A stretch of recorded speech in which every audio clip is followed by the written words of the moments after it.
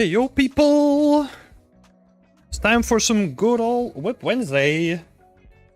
Hope everyone is doing well. Got Nikori, YouTube video enjoyer, Jesse and Kiraf in the chat. How are you all doing? We got Vibo as well. Hi Vibo. Hello, hello. How's everyone's day been so far? Hope you're ready for some feedback. Looking forward to hear what everyone has to say about the current, the current work in progress as well. So feel free to let us know your thoughts too. Join in on the fun a little bit. Hey, Alan is there as well. Hi Alan, hope you're doing well.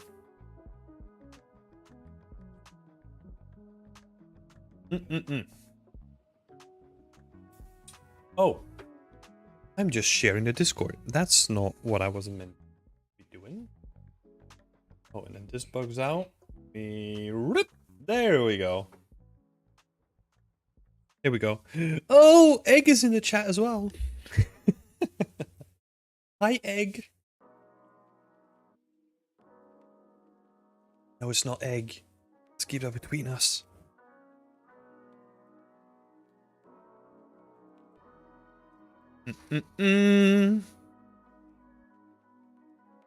Coffee Diction in the chat as well. Hey, oh, don't cry, EG. Let's see. Okay, we're gonna probably dive straight into it, shall we? We're gonna start out with oh wait, before we start, feel free to pitch your own thoughts and ideas in the chat as well as I'm going through it. Always interesting to have a little bit back and forth between all of you as well. That's highly appreciated, and it also gives the person that's going to be receiving the feedback like more input to work with. So feel free to share your thoughts as well. Oh, there's one last thing that I need to do. Hold up. I need to get into the habit of this. Where's my dashboard?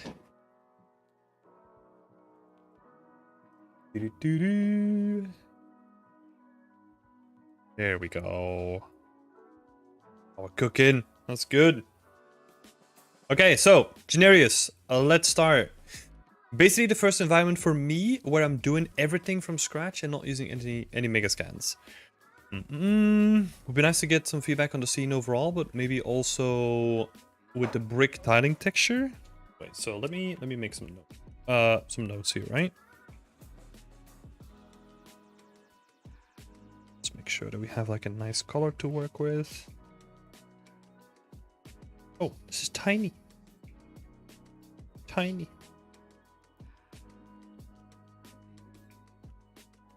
So let's see. Brick tiling texture. So a brick. Number 2. Which I made with the help of the tutorial in ZBrush. The whole time I was actually working on my first render. So I added some extra stuff to make the scene a bit more interesting. Render 2 and 3 I made today and I'm not sure about them. Oh, okay, so we have some additional renders in the chat as well, which I'm going to be opening up in just a little bit. And basically the question is like, should I keep them or should I put them on ArtStation or should I not put them on ArtStation basically? Right now, I was also not sure about the color grading either. Maybe gonna tweak especially the saturation. Since I feel the scene should be a little bit more gray as well. But yeah, any feedback is appreciated. Okay. Okay. Lots to dive in here. Let's start with the first one, right? So bricks.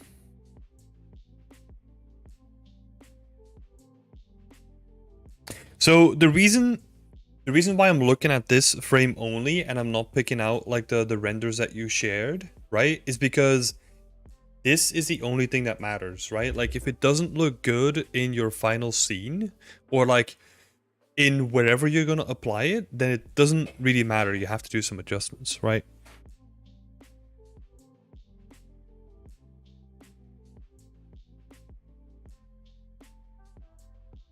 And I feel like from looking here, like you're trying to work with like a lot of information, right? So I actually quite like the texture itself, right? But you're working with like a lot of information that would require like a little bit of additional depth.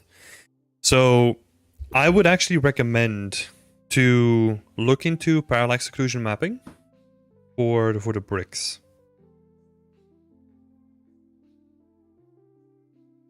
So look into POM.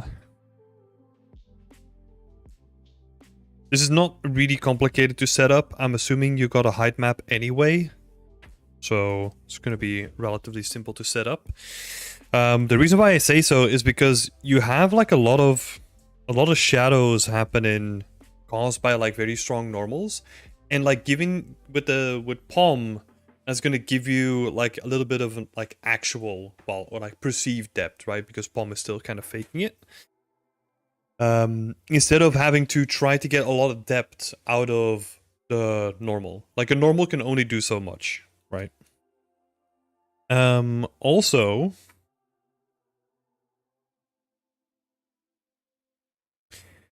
let's see. The normal map is also flipped, I think. The reason why I say so is because we got a light source here, right? So that's casting light onto the tileable. So what I would expect to see is I would expect to see the highlights on the top of the bricks, but now the highlights are happening at the bottom of the bricks. So look into that.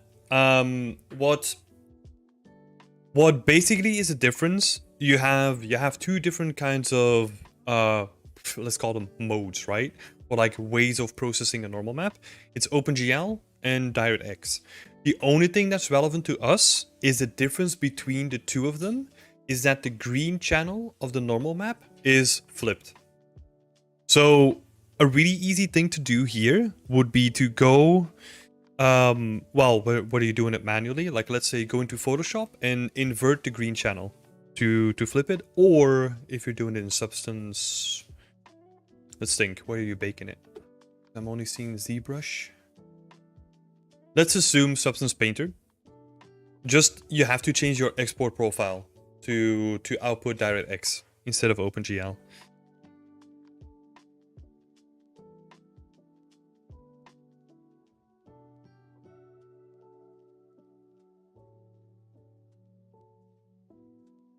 Very important. Because yeah, that's gonna make your material not feel so weird. If that is what's going on. I have a strong suspicion that that is exactly what is going on. That might be it.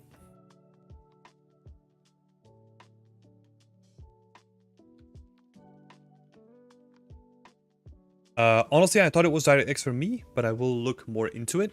You're rendering this in Unreal, right? I don't know if you mentioned that. But I'm assuming so, right? Because yeah, then it would be DirectX. If it's Unity, then you would need an OpenGL normal map.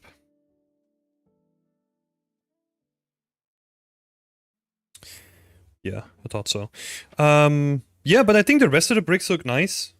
What I probably would expect is to see more of this stuff going on, right? Because you have to think about it in layers, where the top tile layer is on top. Like, there's probably 3 layers actually, right?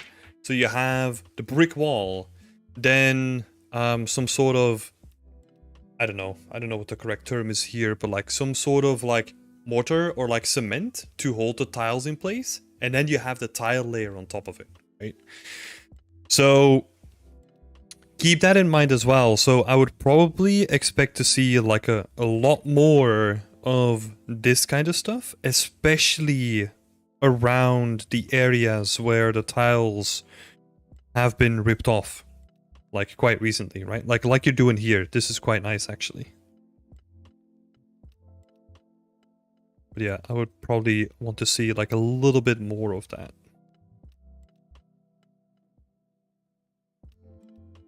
Mayors are quite nice though. Yeah, that's it on the bricks, I think. But yeah, POM is definitely going to help a lot. An easy way. I use vertex paint for that. That's awesome. That's easily fixed. Nice.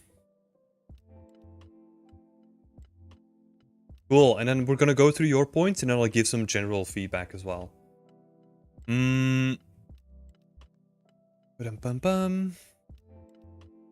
Oh, this is about the different renders, right? Let's bring up the additional renders here as well. So we got this guy. And we have this guy over here as well.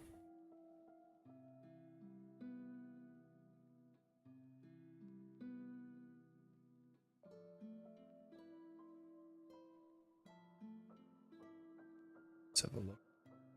I'm just comparing it to the other shots that you have as well. So I don't mind them, right? But I also don't think that they're really necessary. It's completely fine to just have the one shot, right? Like, that's completely fine. I would say that this shot probably doesn't add too much to the overall thing, right? Because it's very, very close to the original one. If we compare it to this guy, right? It's very close. So I would say if you're doing additional shots, try to have them look differently than the original shot that you have before. For example, this one, right? You would then need to do a little bit more work on like all the transitions and like making this stuff look really interesting though. Because yeah, if it doesn't add like a whole lot to like your portfolio, it's fine to just keep it to the one shot, you know? You don't always have to do multiple shots. Because what could actually be nice for your portfolio is just having like the one shot and then have like breakdowns of your materials and like how you did sculpting and all that stuff, right? Could be very nice condensed post. Pick out the best stuff, basically. That's what you always want to do, right? Like always focus on what adds value to your portfolio. So what did we say? Like additional shots can work, but they need more work done to them, and they need to be different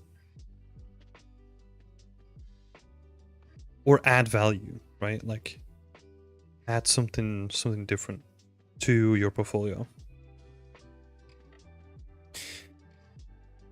Okay, and then we jump to number 3. Let's see.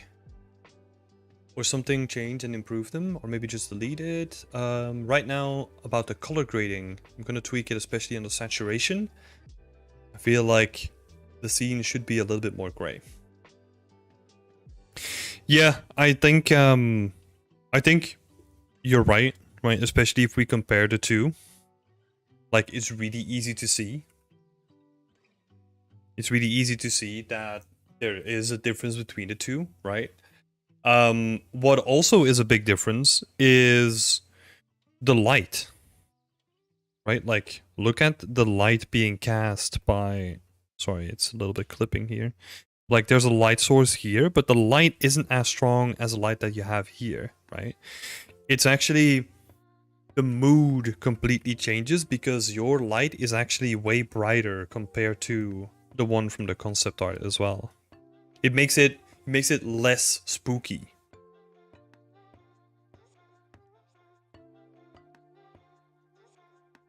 So, yeah. I would say dim the light.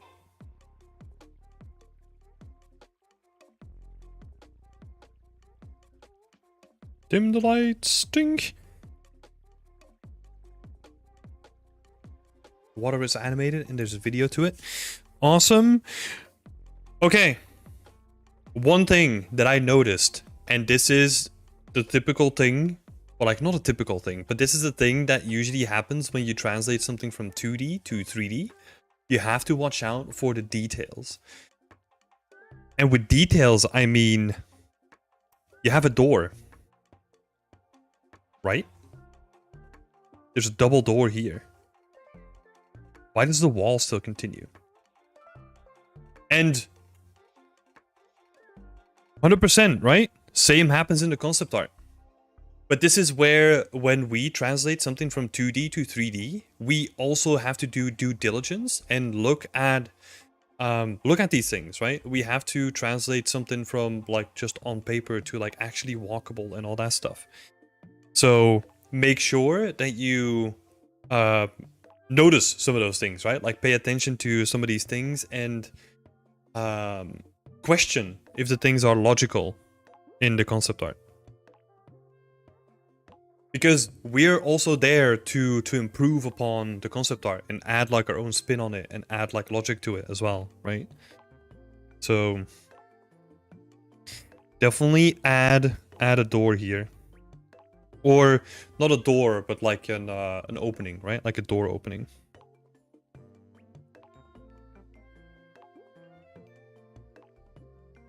And also to the same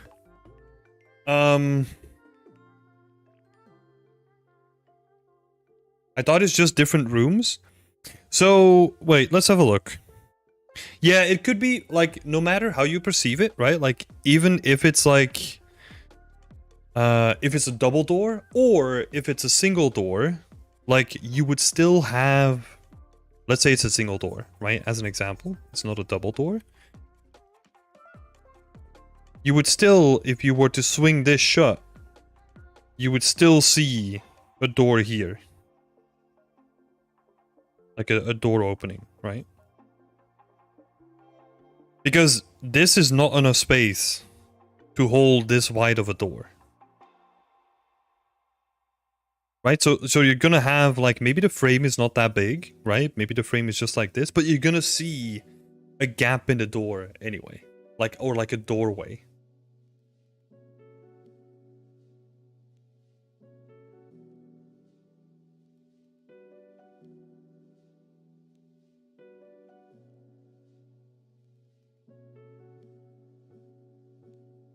Funny thing, there is a door opening, but because of the field of view, it's getting lost. What? Is the door big enough then?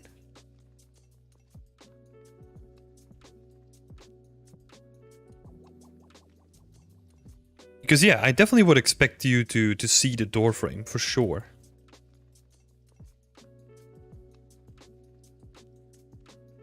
Okay.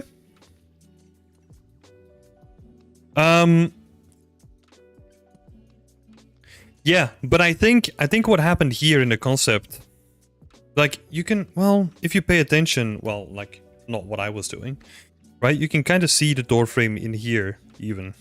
Because I assumed it was a double door, right? But you can even see, like, little bits of the door frames here as well. To me, it honestly makes more sense as a double doors, maybe, but I don't know. That's it doesn't matter at this point, right? Just make what's easier for you. Because I can see that you added a cut in. Just weird that the doors don't fit there. To this point though, like, in most cases when you have a door that's inset into like a space like this, it's not just gonna cut into like the tileable 100%, right? There's gonna be an indication, like either a trim, like a border around the door itself, or some sort of indication that the door is there, right? I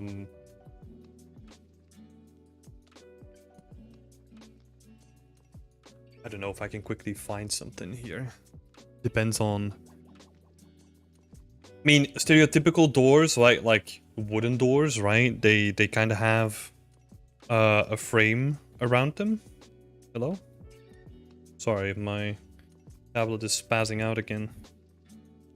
I hate this so much.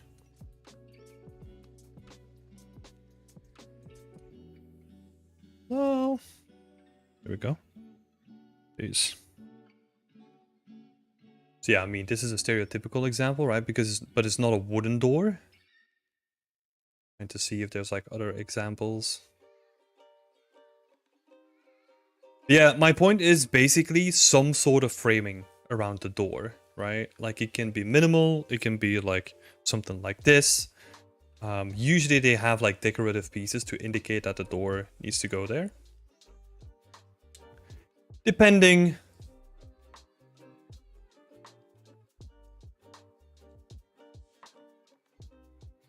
School bathrooms, let me have a quick look. Whatever. You get the point, right? Like some sort of framing around the door. It's going to be really helpful in here as well.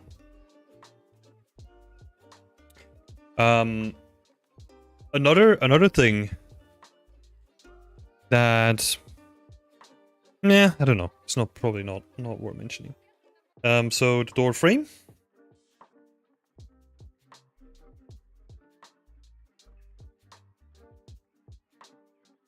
These are the details. You have to keep in mind that a concept art, like, usually is more about the idea. It's more about the idea rather than the execution of it, right? To a certain degree, right? Like the stuff that you see here, that's more like marketing art, so it has been like through like a lot more rebuttal.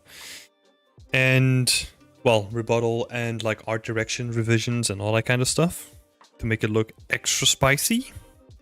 Yeah, it's the details that matter, right? For example, if we look at the concept then, like a lot of this stuff, like a lot of the water damage, right? Like all these spaces, like all these leakage.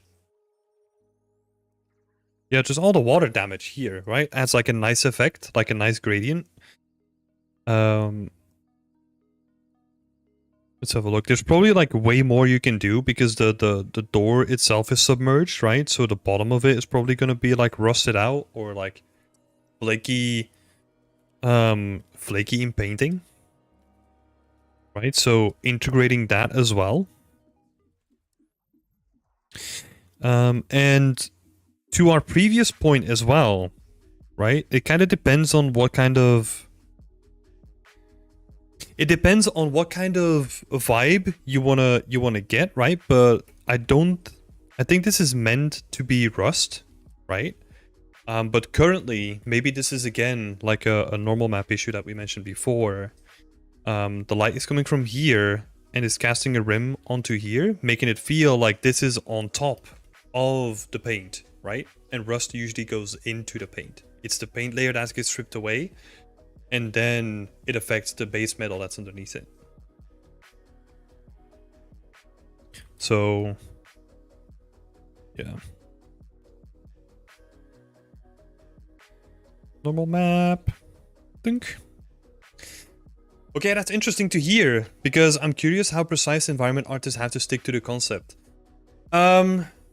It depends how precise the concept art is, right? It also depends on how...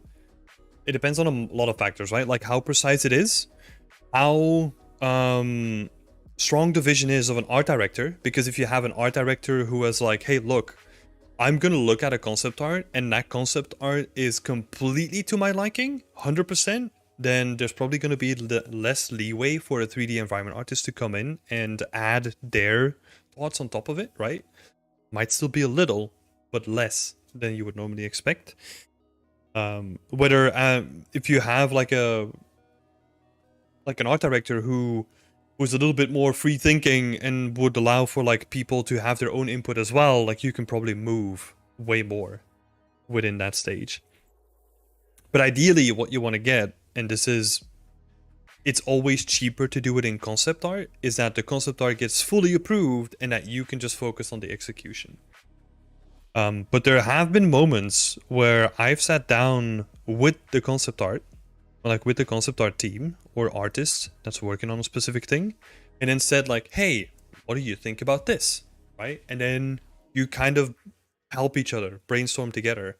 And then also you involve them in your process as well and say like, hey, do you think that this is accurately, like, did you envision this to be in 3D because you can actually walk around it now, and like, are the proportions okay? Like, it goes both ways, right? But yeah.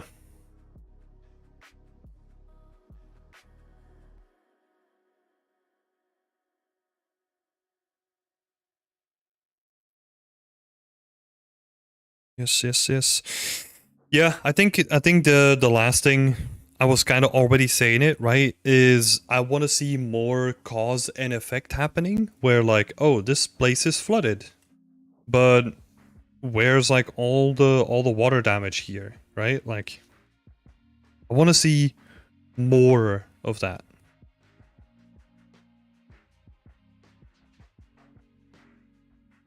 And then also the same thing on the doors as well. This thing is pretty good. It's pretty worn out, right? And then also just, yeah, adding more wear and tear on like everything, right? Because I think you have a really good base of the amount of damage, but there's not enough room to transition from like full damaged to like the tiles that are like still pretty clean, right? So for example, what I'm talking about here is you have this damage spot, right? And then you have like pristine, well, not pristine, but like very clean tiles. And what could actually be nice is, first of all, if the damage somewhat follows the tiles, right? That you have like a couple of tiles being cut out as well, because that's usually what would happen. And then maybe have like dirt that gathered along these spots, right? In decals or in vertex paint, however you want to do it. Yeah. Following the pattern of the tiles is very important. As like a nice little bit of interest. Instead of kind of doing it randomly. There's so much that you can gain with doing simple stuff like this, right? So we have the tile line here. Let's say this tile still in there, you know? Still intact. And then this tile breaks up. But then this tile doesn't follow. This tile breaks as well, but it doesn't follow the break line from the other tile. Right? And like really working with the geometry and your tileable at the same time can give you like really cool results. Because you kind of want to give an indication. I mean, not kind of. You always want to give an indication that this is like real, right? Like this is how stuff like broke apart. Like it's not just gonna be like a Voronoi noise that's gonna be applied to it, right? It's actually gonna follow the grout of the tiles, because they're like individual pieces, right? Yeah.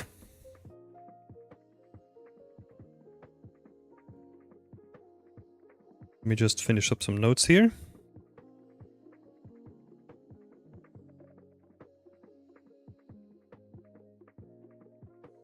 Water damage transitions, and then it's all about like transitions and like attention to detail and making all that stuff like stand out. You can, oh my god, you can do so much cool stuff with it when you pay attention to the details. Like for example, like all the metal tileable stuff here, right? If this place is going to be so moist, you're going to see a lot of rust up there as well. You know? Pushing it in that way.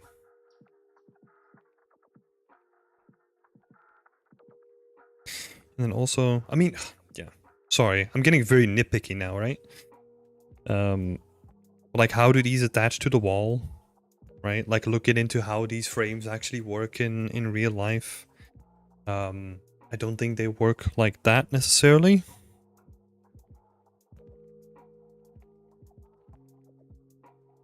But yeah. Gonna move on. I hope that was helpful. I think honestly, there's a lot of really quick wins that you can do, right? Especially with like the transitions and paying attention to like how stuff breaks apart and all that stuff, like all that attention to detail. That's where it's at, you know? Like that's how your work can stand out. So yeah, really pay attention to that. That being said though, I like the base of this piece, right? Like the stuff that you already added in and you've done it all yourself for the first time. This is freaking awesome, you know? So keep it up. I think the stuff that I pointed out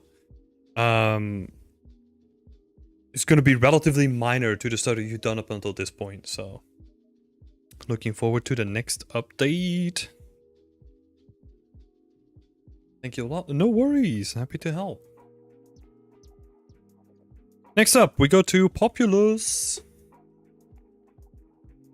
Let's get some context. Got a couple of questions here. What do you think of the clouds? Do you think I should use the same type of clouds in the sky? As well as the ones that hold the islands? Yeah, I think so. These clouds look awesome, by the way. The clouds that you've made, presumably. They look freaking awesome. I say presumably because I don't know, right? No shade. These look nice and fluffy. I like them. Yeah, you're 100% right. What I would do is just replace some of the clouds in the back with some of these clouds, right? Like play around with the scale, like see if that works, see if it still holds up. Yeah, 100%. Because now there's like, especially in this shot, right? There's like what is it? Separation between the two, right?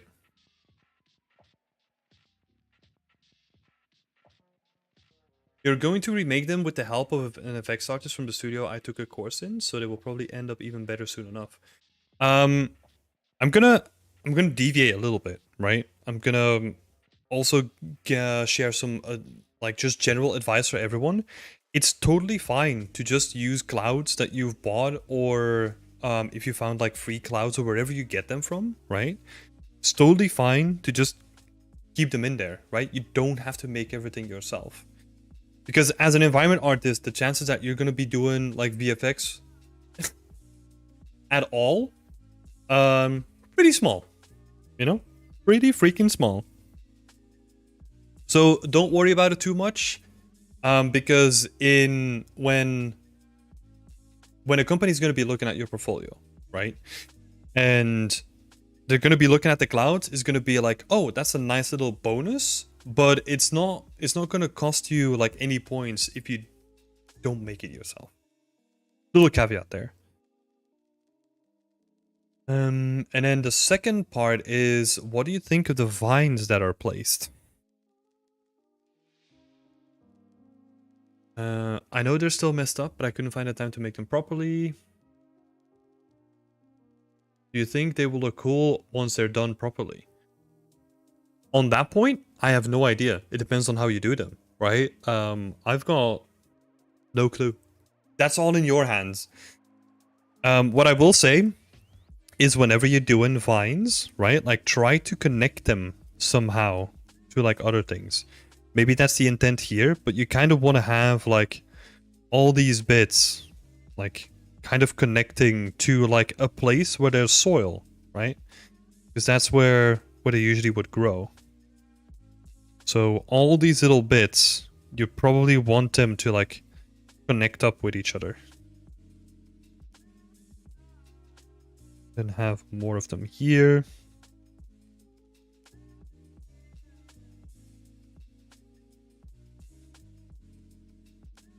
So yeah, and the same counts here, right? Like have it like wrapped around this pillar and all that kind of stuff. You just want like stuff to really be connected. Connected as much as possible, especially to the ground, right? Where it makes sense. This stuff, also really nice. There's one thing that I will say about like the clouds, right? Like try to leave open spaces, because it would actually be kind of nice to have like a little openings where you can kind of see like still the blue sky through it, right? To just create like a little bit of contrast. Would be nice to see as well. So leave space for sky.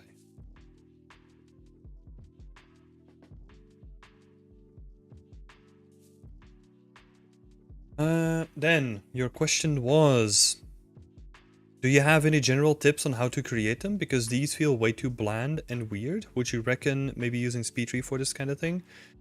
If you have access to it and if you're comfortable with using SpeedTree, yeah, why not? I don't think that's necessarily gonna help you with making them feel less bland, you know? But because I think right now it just comes down to the texturing.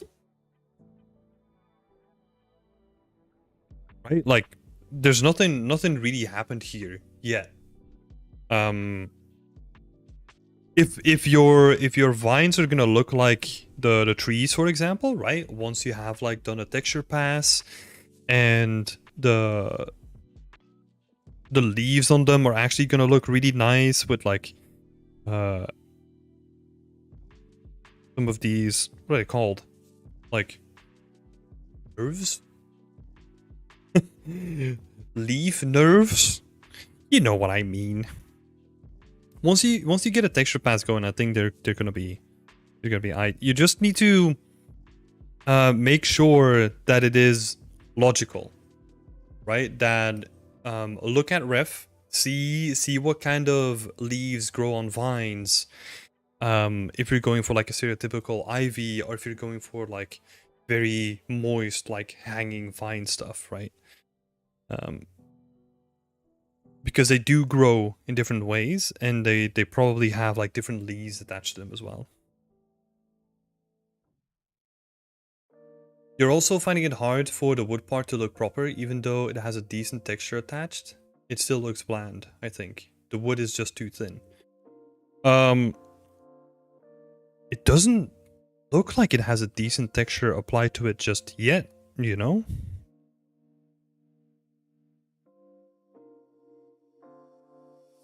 I mean, let me rephrase that. Like, currently it doesn't look like the texture has like any information that you would expect to see on a vine.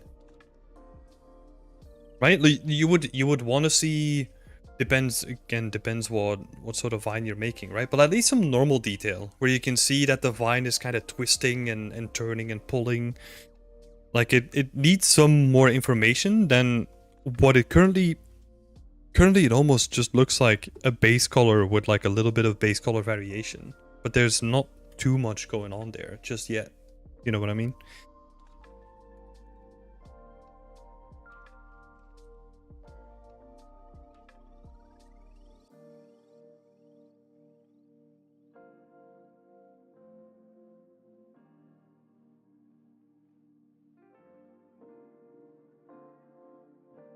Yeah, I get that. I was trying to make it work with the existing custom trim, with the existing trim sheet, but I guess I need to make a custom one. So for this, I mean, it's kind of the way that I laid it out before, right? Like you can make them very modular. So you could have like chunks of sculpted branches that you then like match together to create like longer vines or something like that, right? That could be a way to do it. You could go like pretty stereotypical generic vine where it's more like a twisted rope of some sorts, right? And then make that into a trim sheet, and then just have like stuff like growing from it, and like you just tangle it with itself. That can also look really good.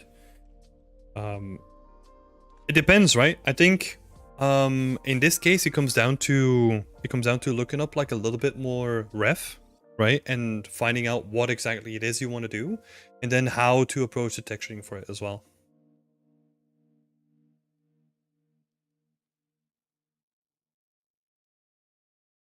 I reckon SpeedTree can help a ton with these chunks, since I can just import a model and let the program do the rest.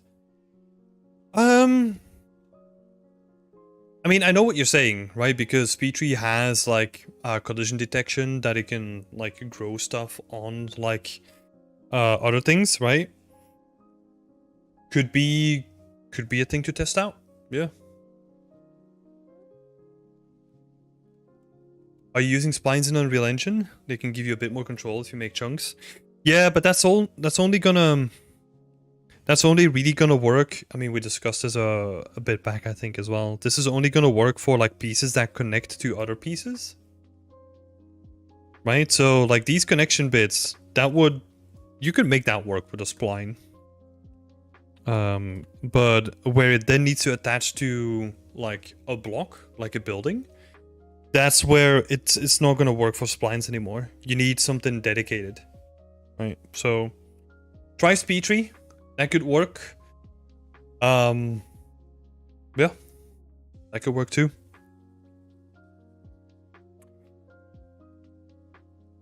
And then yeah, once you have your models, right, you could make bespoke models for, let's say,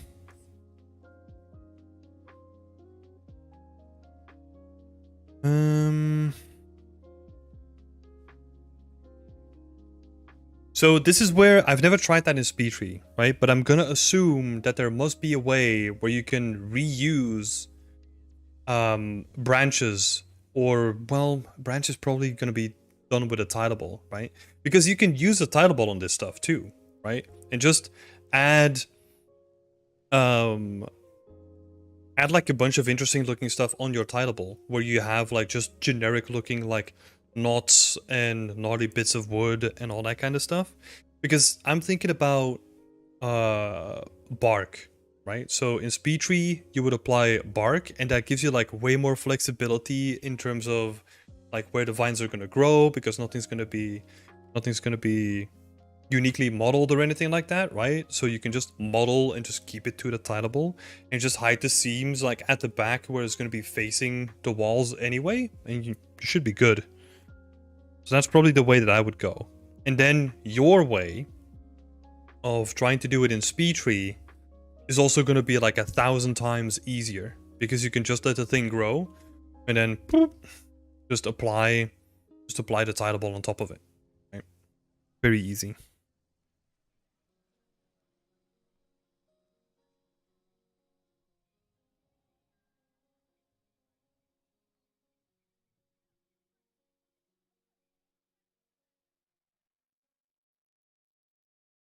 Especially because it's not really gonna be in like very close-up shots anyway, right? For the most part.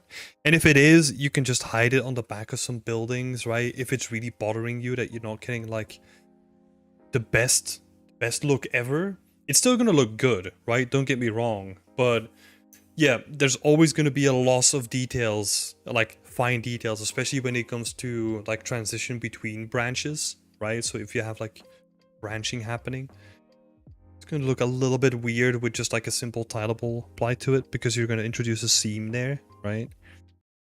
But I feel like that's just a smaller issue.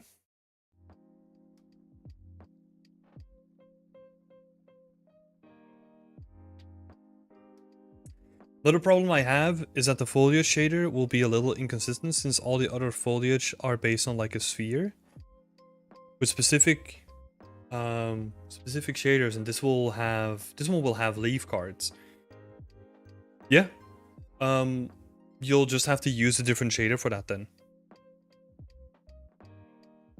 Because what they sometimes do with grass is you point all the normals up, right? And this is about grass, so this doesn't apply to leaves. You point all the normals up, and then you remove tangent space normals from your material, so that it kind of creates like a really unified look between all your grass, rather than having like very strong normal between like all the grass. But yeah, for your part, what you just need to do, if you're gonna apply it in this way, where like every what is it?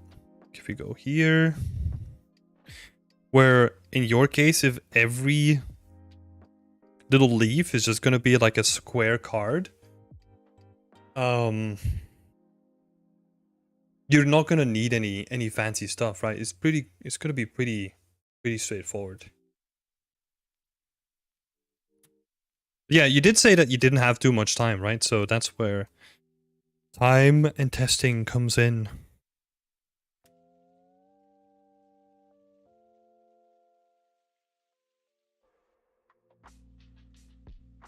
For the wood part, yeah, we kind of discussed that, right? So that's going to be like the tileable texture on top of it.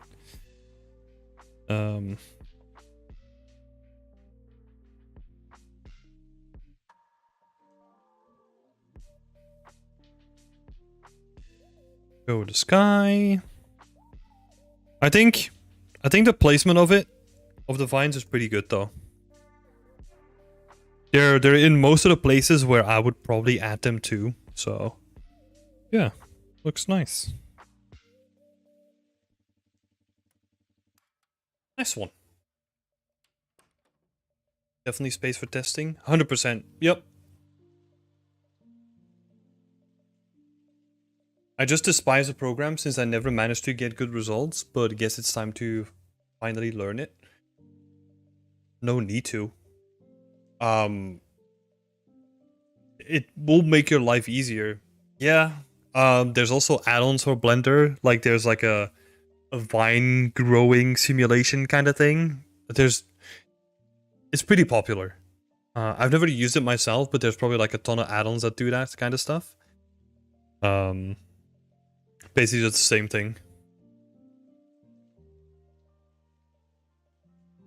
But yeah. It depends on what you're most comfortable with, right? Like pick the thing that you're most comfortable with and just go with that one. All right. Thanks for posting your work. Yeah, that second question was way longer than expected. Yeah. Good luck. Keep us up to date and looking forward to more updates on this. Nice. Oh yeah, nice job with the clouds as well. I like it. Huge change. So, nice one. Next up, we got EG. Thanks for the tips. I'll see you in 2 weeks after vacation. Enjoy the vacation. Let's move on over to EG. Like to know your thoughts about the texture planning, please, and if I'm going into the right direction. And thoughts on the composition. Yeah. I think with the composition, right? Like you're in a really good spot. I think I like this kind of approach. It kind of automatically just funnels you towards like the tower, right? Really nice. You can obviously still play around with having like foreground elements here. That's sort of, I don't know what kind of foreground element, right? But like, I don't know, a post or something like that. To kind of force you a little bit in. More like a detail. What would be nice is, I keep forgetting. Changing up like your aspect ratio to be a little bit more cinematic, right? Like having like a widescreen approach. Where is it? I need to check my emotes. You get a refresher on this stuff. Stickers! 21:9! I keep forgetting this. Why? Like a cinematic aspect ratio, right? It's just basically gonna be like a wider aspect ratio. That's gonna change the composition a little bit, right? And you're probably gonna see more of these buildings, but it's gonna look nicer overall. Gets that whole cinematic feel across, right? It's gonna be nice. But other than that, composition is good. I like it. Very nice.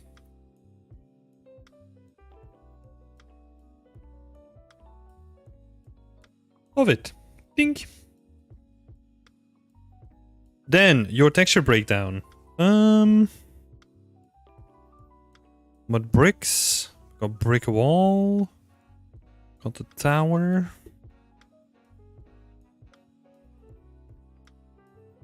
White boys, let's go. Brick walls, dirty stone ground, tileable, broken brick wall. Those are all gonna be tileable. Okay, I think you got like a pretty good base going on here. But what is gonna happen is you're probably gonna want transitions between the two, like between multiple things as well. So for example, let's see. Oh no, painted on top of it. No. It's okay. So for example, where is it? Dirty stone ground, right? What you probably want is you want to have a transition between the two where you have like sand, right? And then this is where your stone ground comes in. Or the opposite, actually. Depends on how you want to approach it. So let's say stone here, right? Probably makes more sense to have like the pathway like actually be paved.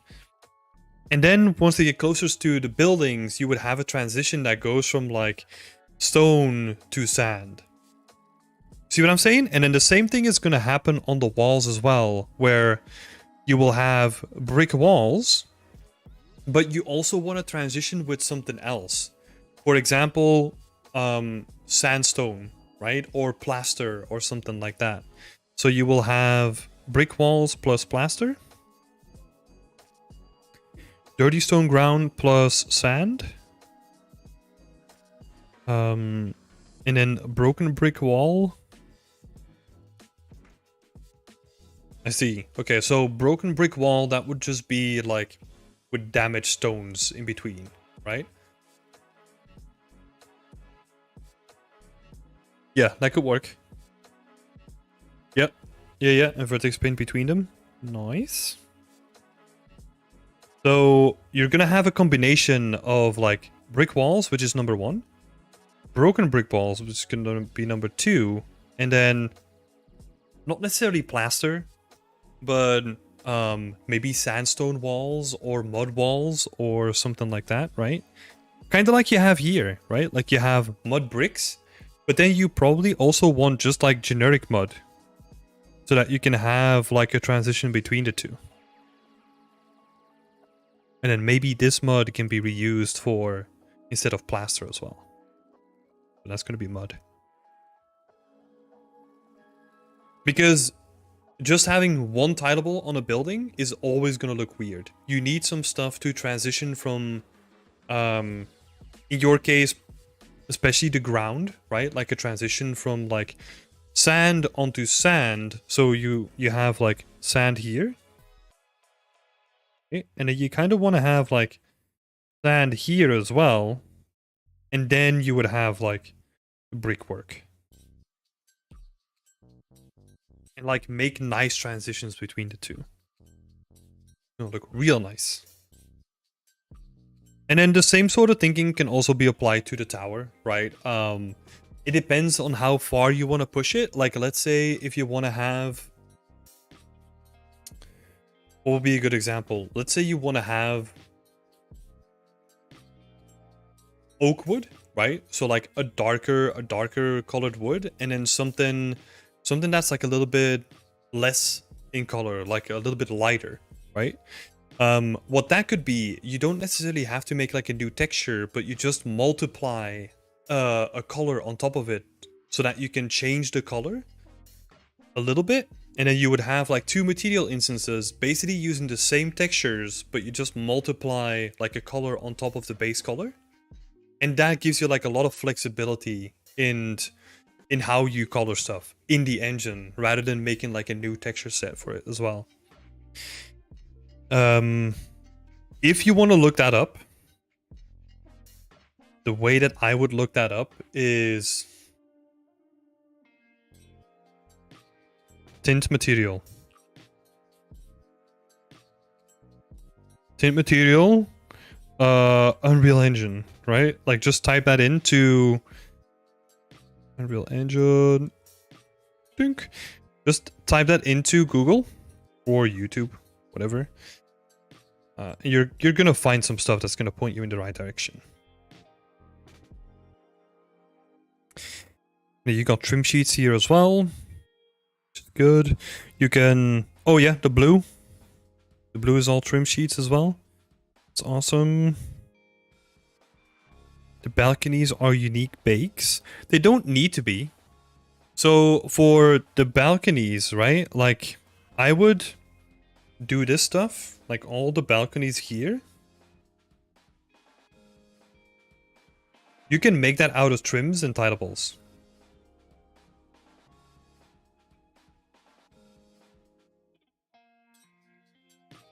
Same for this guy. Same for this guy as well.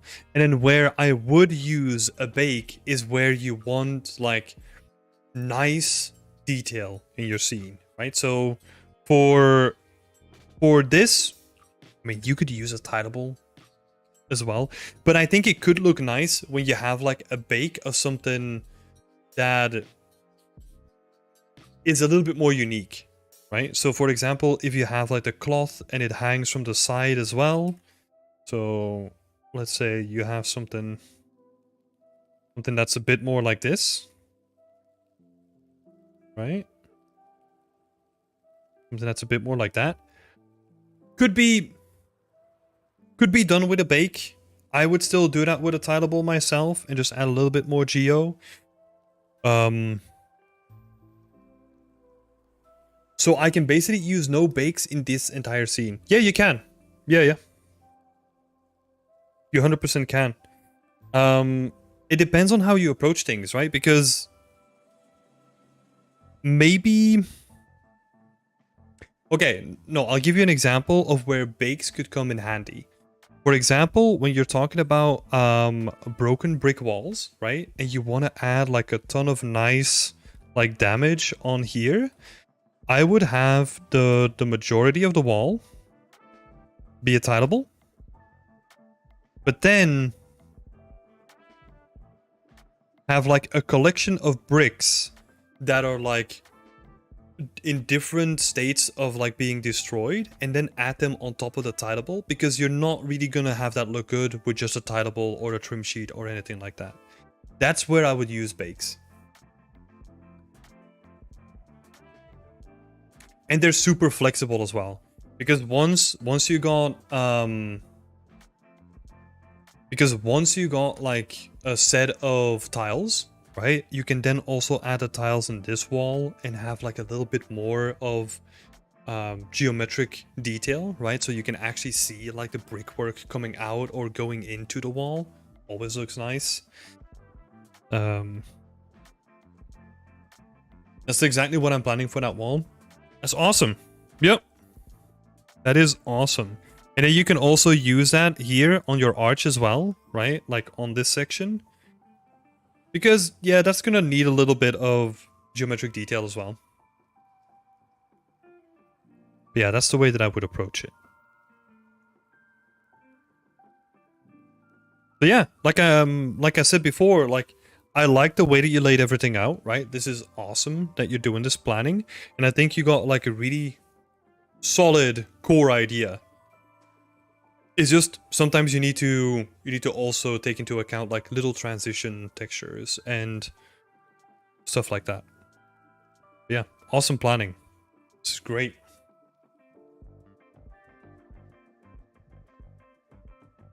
And yeah, thank you for posting your work as well. I'm looking forward to seeing how this is going to progress, because it's shaping up to be really, really nice. All right. Before we dive into this one, Coffee Addiction, let me just grab a quick drink.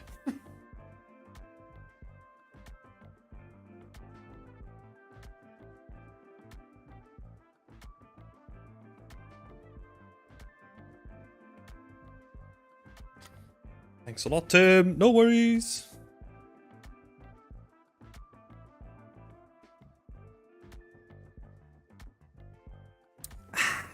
Nice. Nice and cold. Okay, Coffee Addiction. Let's have a look here. Look at the Discord first. Hello! I want to try and combine two genres while practicing sculpting and texturing in Overwatch direction. It's supposed to be a medieval tavern with sci-fi modern elements as support, trying to tell a story, especially on the sci-fi part. Okay. Interesting. So you're not really sticking with like an existing concept, right? So you love to make it hard on yourself.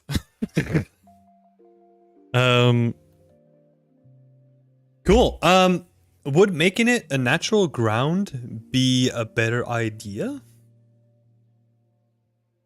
Oh, you mean without like the fence around it, or like the metal sides? Is that what you're wondering about?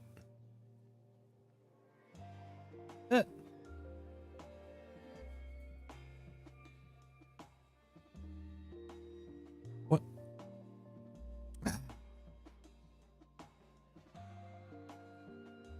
Get rid of the platform. That's up to you.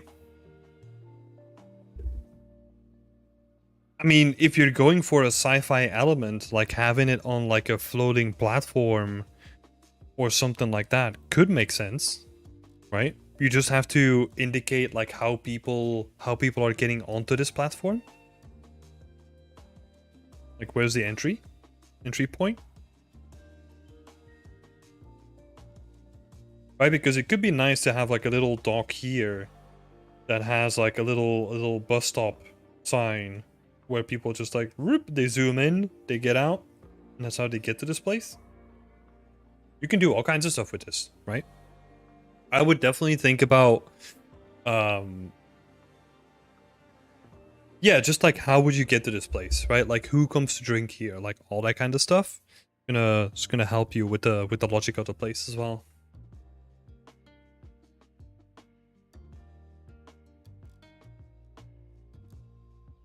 Maybe a little bus stop here, whatever you want to do, right? The bus stop is just one idea. So I don't mind. You could also just have it like as natural ground, have like a mask, like an opacity mask around it, right? Do something interested with that too. That could also work. Is it stylized? Does it mean I can go with less believability in general? Floating things in space, a guitar in a medieval tavern, such things. Yeah. I mean, yeah, you can do all those things, right? Like this is a difficulty with coming up with your own thing. It's the cool thing and also like the dangerous thing, right? It becomes yours. Like whatever you want to tell, right? Like if this is like a tavern, like a space tavern that's owned by like a very nostalgic thinking guy that still loves to rock it out on like his classical guitar. Fuck yeah. Yeah. You can do anything. Do anything. Just have to make it look good, right? And some sort of consistency helps there, right? Just really emphasizing like, okay, if this is a guy that loves to play his classical guitar in his floating space bar, yeah, what does he have that supports that story, right? Like, does he still have like an old jukebox that's maybe juiced up with some sci-fi energy technology, right? Like, I don't know, you can do all kinds of crazy stuff there. Because, like, I mean, you got a couple of concepts here, right? Like, this also doesn't really make sense, right? It just speaks more to the imagination rather than being restricted by realism.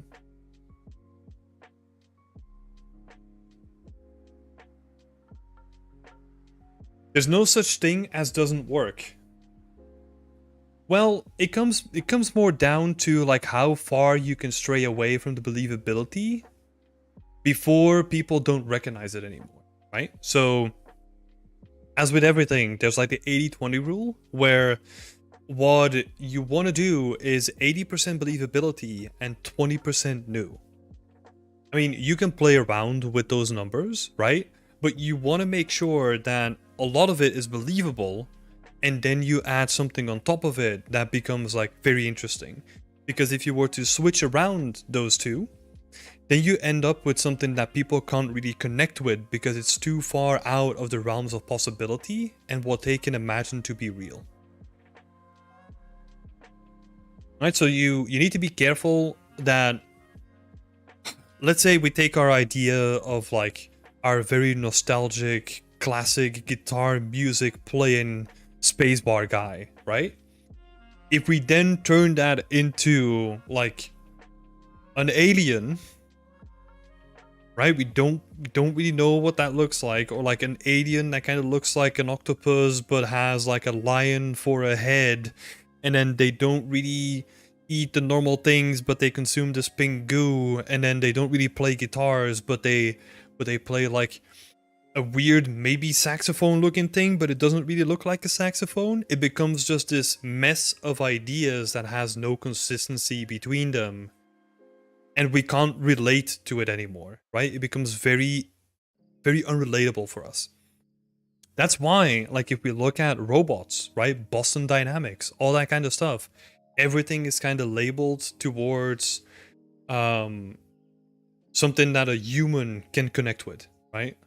Like dogs or humans. Like, that's the reason why they do it, because they want the recognizability of something like that.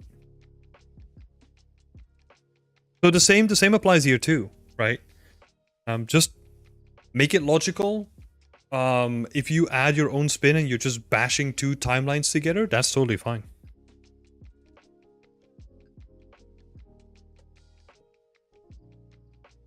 I want to stay true to those constraints goals mentioned above. Well,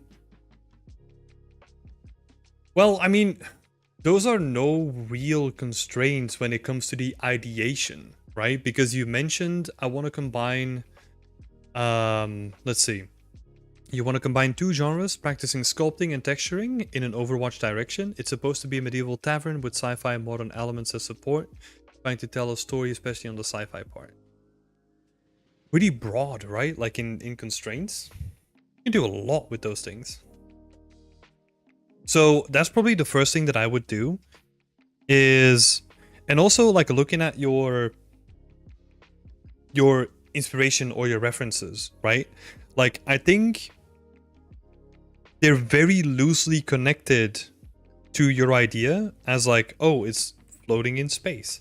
But I don't really get like a solid idea of what you want to do with this through your references, right? Especially this one. Like, that's more like a texture ref. I get that, right? But like, even these two, right? The texturing style between of them, like, they don't really correspond with each other too much. So what I would try to do as like a first thing here is figure out what are the elements that you need to tell the story that you want to tell, and find references that are as close as you can get them towards it, and then maybe bash them together like you did in the team challenge, right? Just bash them together in like a quick paint over to make sense of it all.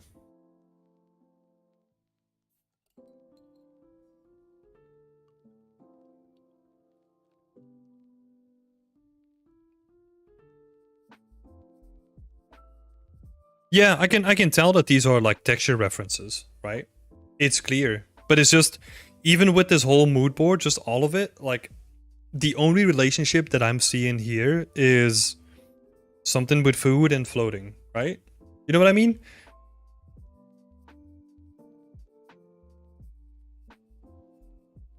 But yeah, I mean, I think it's easily resolved, right? You just have to look for different inspiration and like different pictures and like put it all on there. Hey, Antonio! Welcome to the chat. I'm not sure if the main building can go or the trim or as an individual.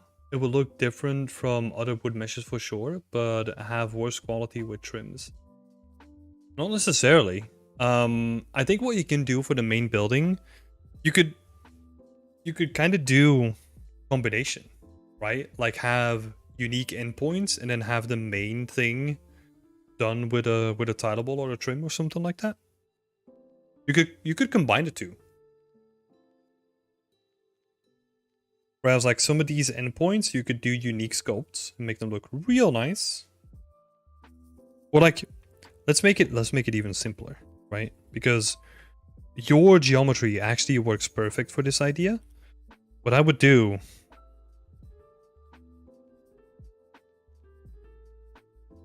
this unique and do that unique, right? And then the rest of it, you could kind of do that with, well, it depends, right? Like you could kind of do, for sure, you could do all of this stuff with just like a tileable. Right? Like a tileable or a trim or whatever you want to do. Same thing here. And then probably do this unique as well. Because you can see the ends, or you just reuse the stuff that you have here. Right?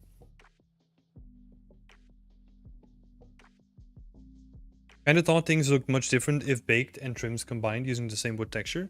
You'll have to do some tweaking, right? To get them look alike. But that's no big deal. I think you can figure that out.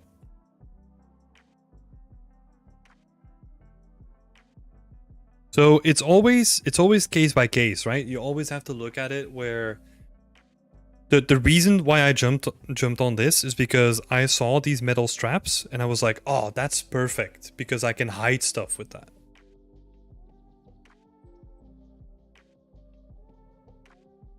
Negligible difference. They can even be like 100% the same. It just depends on how you texture them, right?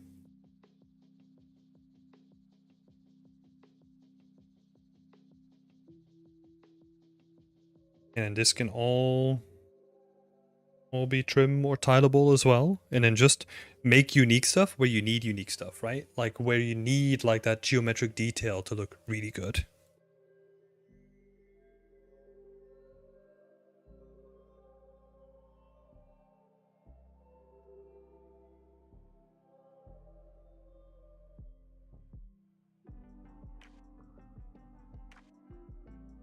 Tileable or trim, whatever you want to do.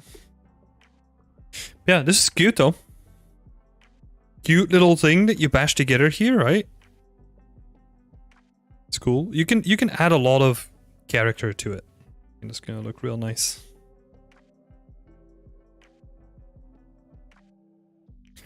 Let's see. Ideas and feedback are welcome.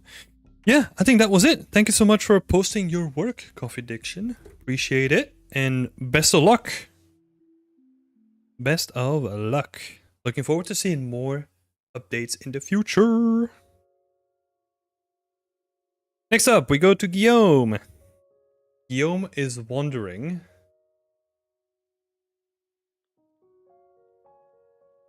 Very critical about it, but I'll go through, of course. Thanks, Tim. No worries. Yeah, I think in your case, Contradiction, it's, well, not in your case, like in everyone's case, right? Like, try to get as solid of an idea as possible before you start the production of it. Because the clearer the goal is, the better the execution of it is going to be. So that's why I focus so much on like the reference, right? Because I'm like, I want to see the idea like 100% translated to, well, like not 100%, right? Like you're never going to get 100%, but as close as you can get to like putting that vision onto like a quick Photoshop sketch or whatever works for you. Doesn't have to be pretty. The closer you can get, and the closer you can give yourself, like get to giving yourself that goal, the better it's gonna be for you production-wise. Good advice. Yeah. Try to clear as much of your mental capacity before you dive into the actual production thing. Now, just moving over to Guillaume. The not Bureau of Control. Guillaume is thinking about the HDRI colors, which seem to look the best. I know it's subjective, but I cannot decide. Yeah, let's start there. I think, so my approach to that would be is to pick the HDRI color that most closely resembles like what I'm going to be doing with my scene. So very short, actually. That would be my approach, right?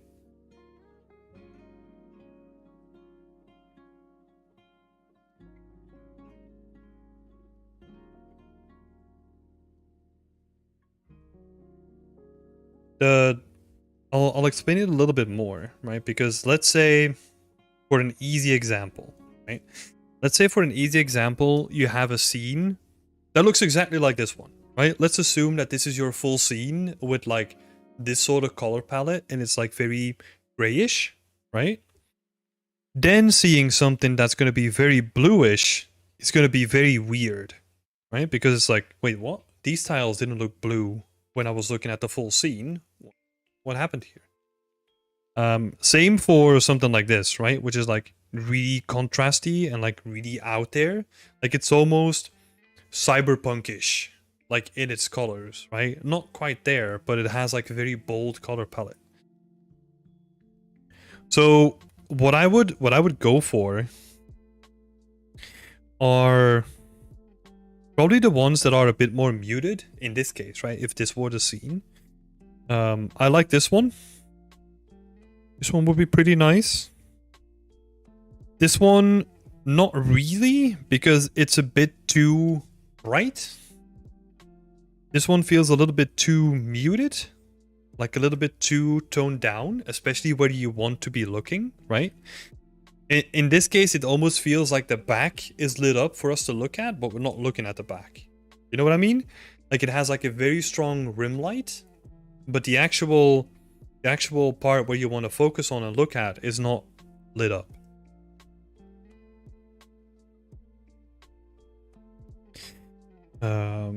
So yeah, not this one either. Same applies here. Not really.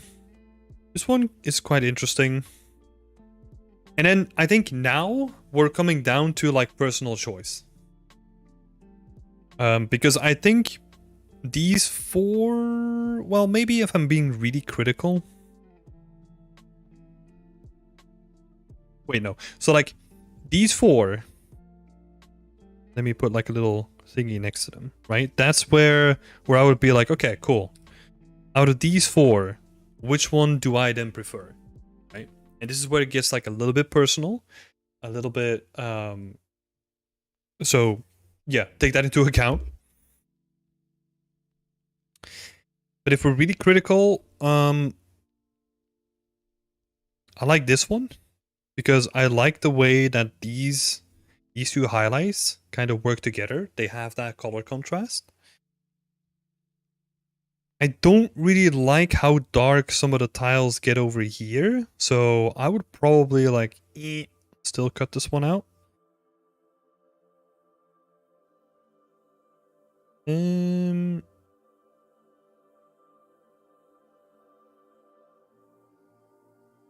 Let's see. I actually don't like how these tiles, like they have like really sharp shadows, so this is probably also like a no-go for me.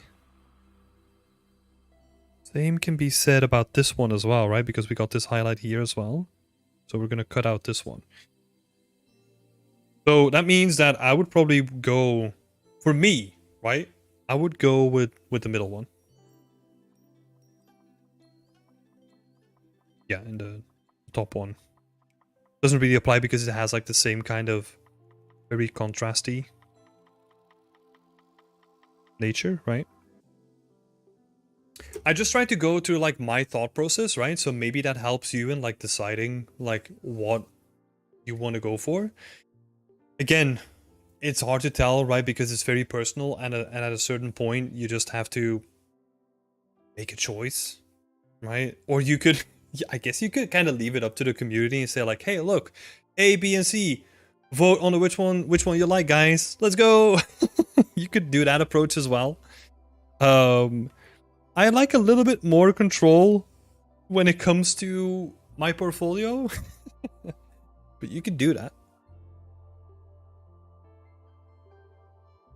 And then the second part of your question is, do the screenshots with the mannequin, are they a good way to showcase the textures, or should I make simple corridors showcasing all the materials instead?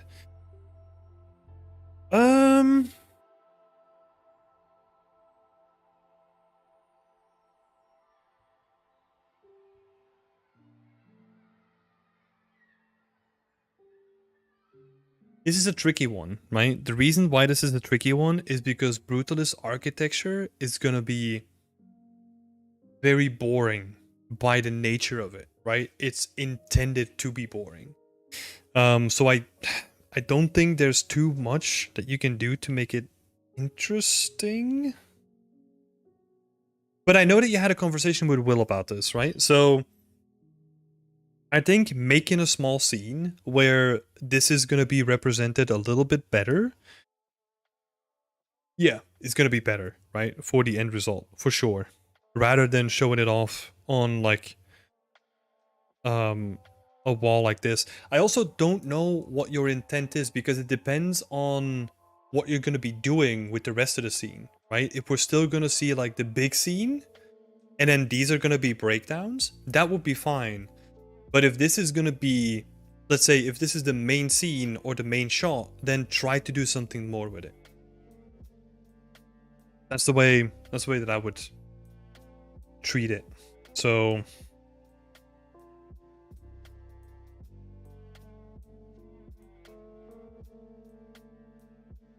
yeah, breakdown / showcase. Ding! Good. Main image, probably not.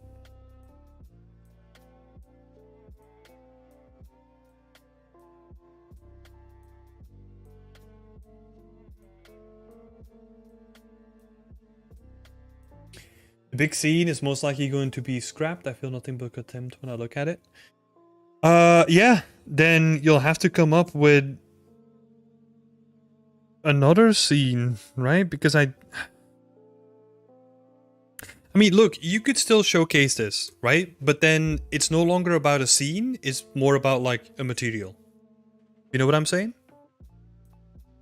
That's the feeling that I'm getting. Like you're just presenting a single or maybe a couple of materials rather than making a scene that has cool materials in it. So yeah, it kind of comes down to like, yeah, maybe if this was applied to environment, then right.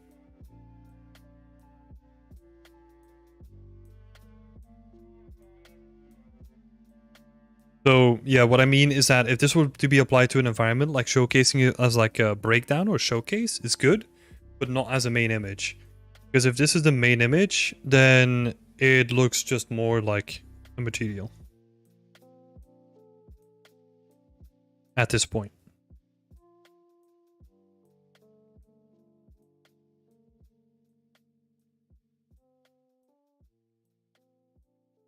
That's the way that I look at it.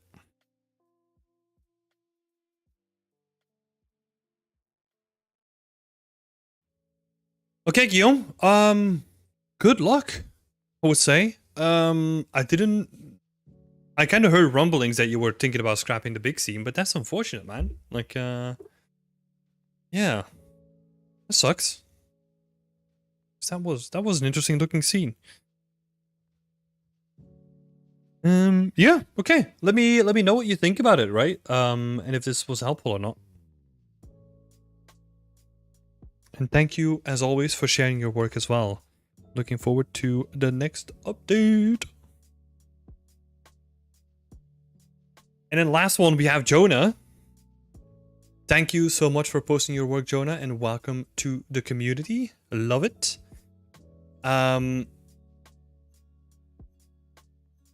Yeah, so your questions was opinions on my composition that I have blocked in so far, and my approach on how I'm breaking everything apart in terms of texturing. When it comes to the composition, it's hard to tell at the moment because you're like very early in block out, and like the only thing that really stands out currently, right? Or like, not stands out, but like can serve as a focal point is like this pile over here, right? So I would actually, before I give like any comments on your composition, what I would actually love to see is how you're going to be approaching the scene in general, because I just had a quick peek at your mirror board, right? And there's like a whole bunch of things that you want to do storytelling wise. I want to see those in there first before we can make like an accurate judgment on the composition. Because yeah, without those things, like we don't know the full breadth and the full scale of the environment just yet. So I'm gonna wait on that until next week or whenever you get that done, and feel free to then just add it again for next review. So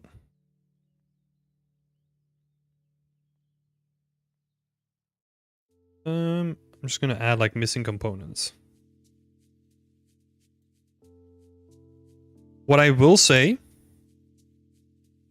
is make sure that you have a good cohesive story that you can use as a foundation for this scene.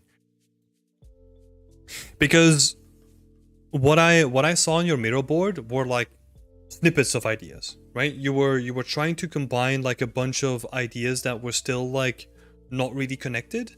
So try to connect those first, and then look at what you need to make texture wise or acid wise to make that stand out and to give you a good foundation. So let's have a look at the texture breakdown. This is then only going to be for like the main components, right?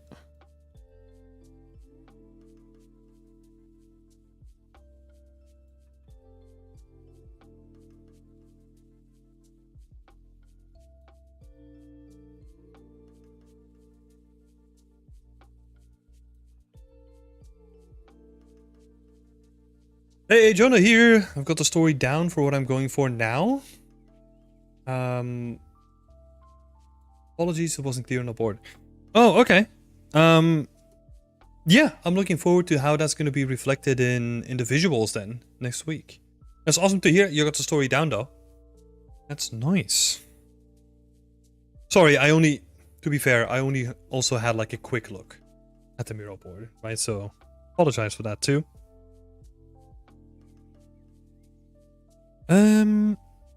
Yeah, okay. On to the texturing breakdown. So I was looking at this tileable green and tileable rust.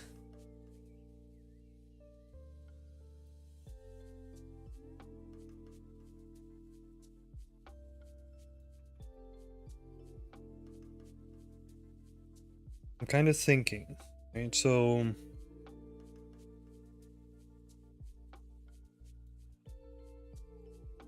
also the concrete and the main green metal, I'm planning on vertex painting that. Not sure if that's a good approach, but seems cool.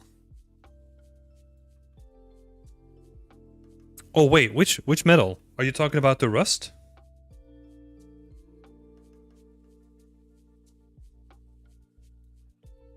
I don't think... Is there another metal? I don't think so, right?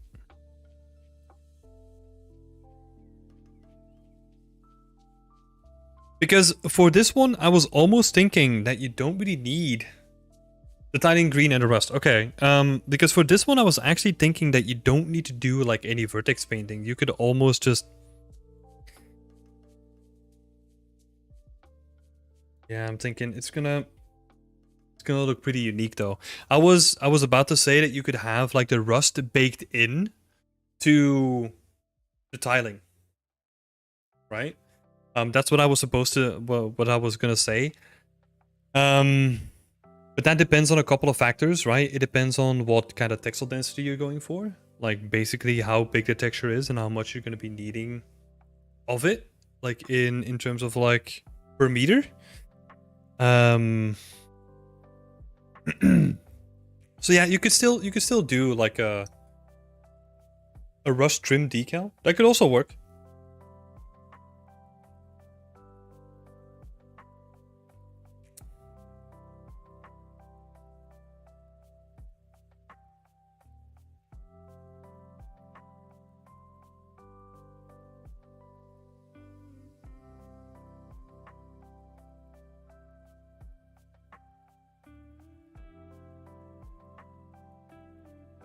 Sorry about that.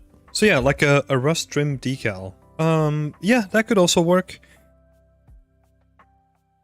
You could also just do normal decals, right? Because it's gonna be pretty generic, just like dripping rust, right? That could also work. Because the thing is, if you're gonna have like a rust titleable, and then like a rust sliding green metal, right? It's gonna be so specific to blend the two of them together that it's probably not worth even setting a titleable up for that, and just have like really, well, it's gonna be very tricky to make blending between titleables look as good as like the rust that you have here. Like where you have drips, but you also have leaks and you have like panels coming loose. Whereas you can do all that stuff like pretty easily with just like a couple of decals, right? And then you can just bash decals together as well. So I would probably do them with decals instead.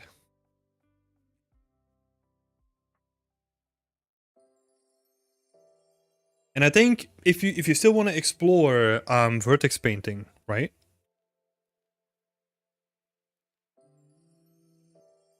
The reason I was thinking of vertex painting is that there's a lot of contact area, especially around the bottom too. But I guess that could be done with decals too. Yeah, but you also gotta take into account that the bottom looks like it's concrete, right? It's not necessarily like the green metal as well. So there's gonna be like a separation between the two. And if this is actually what I was gonna suggest as well, like you're not gonna see that much rust, but it would be cool, probably to your point as well, to have some sort of variation, right? To just have like a different color that it looks like the paint is kind of worn and that the thing has been there for like a ton of time, right? So that you get like some of these like darker patches and you can kind of paint like some of this stuff in. Right? Where you could apply this in so many ways, right? You could look at it as like sun bleaching.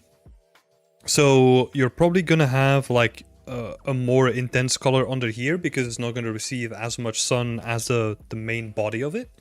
You could also just have it as like rain, right? Like rain is gonna be touching this way more than like a thing that's gonna be underneath the roof. And you could apply that in so many ways, right? But what I would do is just have like a vertex paint that allows you to control that specific part, right? Whether it's like a simple dirt that you can just paint, like a very, very simple dirt overlay, or like paint variation or something like that, right?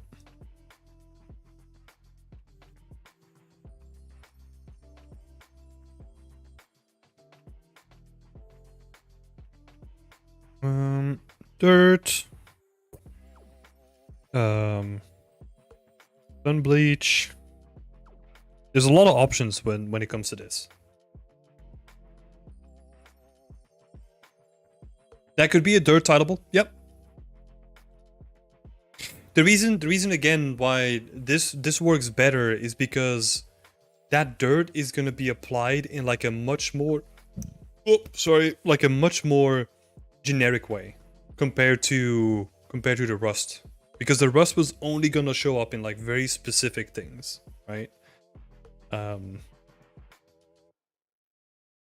there's not that much rust damage on this. Like it's very, well, relatively clean, right? Compared to, let's say if like half of this thing was freaking rusted down, then yeah, I would probably go for like a vertex paint or something like that.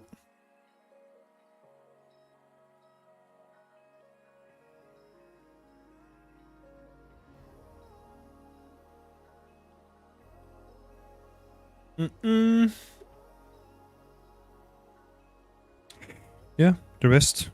Trim unique screws. Oh. Trim green metal. Trim silver metal. Oh, I'm assuming these trims, they're all going to be the same trim, right?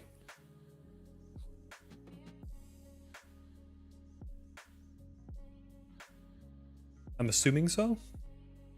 Like basically all this stuff.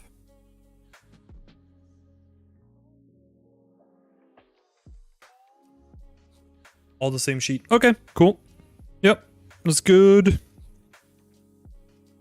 It's nice. You got some unique doors to make them look real nice. Makes sense. Tiling diamond plate. What you could probably do, tiling diamond plate, you could probably add that onto your trim sheet. Because exactly, the different colors. That's actually something that I wanted to highlight as well. Is because you can reuse like a lot of the same trims and then have a color overlay inside of Unreal where you change the colors inside of the engine using a different material instance. Rather than having a different sheet that just has like a slightly different color. It depends on how far you want to go, right? But you could do it that way as well. And that's why I was also saying that this tiling diamond plate, just make that a trim as well. Just have like a section on your trim. Because I don't think there's too much here to actually fill up like a full trim. Like a full texture, right? You could use half a texture, you know, you could do that. I'm giving you all the options right now, right? So you could have like your tile or like your trims on here, right? And then change them in the engine.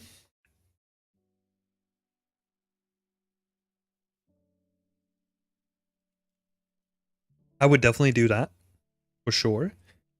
But then it's more up to you, like if you just want to keep like this trim, or you add like the diamond plate like stuff on here, or maybe there's some other things that you're going to figure out that can also be added onto this trim as well at a later point.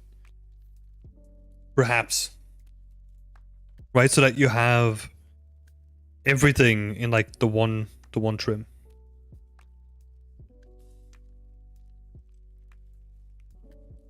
But that's up to you. Like,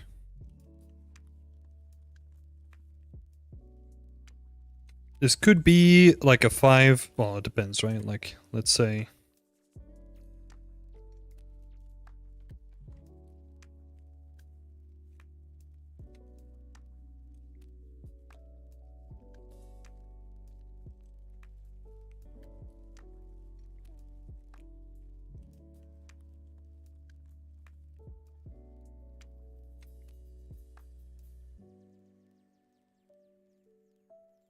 Hey, Iggy, thank you so much for popping in. Appreciate it. Catch you in the next one. And then the color change in the engine. Yep. Right here. So yeah, I'm giving you options, right? It depends on how you want to split it up. You could do it in both ways, where you just have like a tileable for the diamond pattern. It's just because the diamond pattern is only like using like one very specific section, right? Maybe you don't even need it. The tiling concrete damaged, I would do that as like decals as well. And add like nice pom to it. You can do so many cool things with just like pom decals, you know? I've been having a lot of fun. Well, I was having a lot of fun with a project that we're currently working on. Let's see. So you can make stuff look really custom, right? So this is an example of like what you can do with just like a couple of decals that have pom. Right, so like all these cracks, like all these strips, like that's all just decal work. And that is just on top of like a normal tileable. But yeah, pom is just basically a nice way of adding perceived depth to your textures. So yeah, that's all there is to it. Very simple to set up as well. yeah, you can do a lot of cool stuff. And I think that's it, right? Like the unique doors, like all this stuff unique, makes sense to me. Custom decals. Flipbook. It depends on what you mean by flipbook, right? You can... I guess you could do that. It probably makes it easier.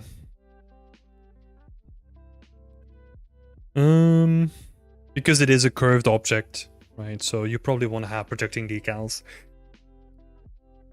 Yeah. Makes sense to me. Makes sense.